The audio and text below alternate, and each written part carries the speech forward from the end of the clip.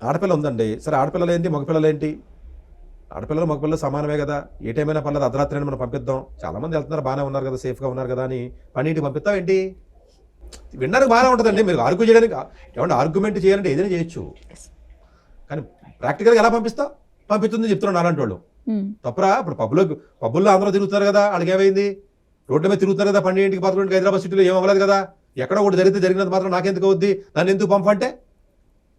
నీకు విద్యత ఉన్న తండ్రి అయితే తల్లి అయితే పంపవు మరి, అంతే కదా. ఇది జనరల్గా ఏంటంటే ఆర్గ్యుమెంట్ సేక్ పిల్లలు మాట్లాడితే 100 రకాలు మాట్లాడచ్చు. నేను నేర్చుకుంటున్నాను, నాకు ఆన్లైన్ నా ఫిజిక్స్ వాళ్ళలో నేర్చుకుంటాను, లేకపోతే ఇంకో దాంట్లో ఏదో ఆన్లైన్లో వెళ్ళి నేర్చుకుంటాను, అదంటాను ఇదంటా అని చెప్పేసి పిల్లలు చాలామంది అంటున్నారు.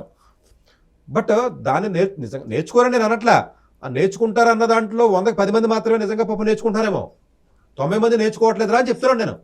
ఆ 90 మంది గురించి 10 మందిని సఫర్ చేయాలంటే ఏం చేస్తాం? చేయ మరి, అంతే కదండి. ఒక జీవిని ఎరేసి ఇంకో జీవిని పట్టుకుని తినేస్తున్నాం మనం, అంతే ఇది.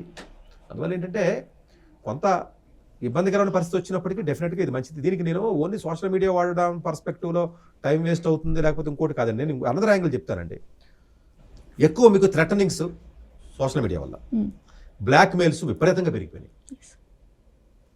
సోషల్ మీడియాలో ఉన్నటువంటి టీనేజ్ యూత్ ఎవరైతే ఉన్నారో నమ్మరో విపరీతమైనటువంటి డిప్రెషన్లోకి లోన్లీనెస్లోకి వెళ్ళిపోతున్నారు. ఇది అనదర్ డైమెన్షన్ ఉంటుంది.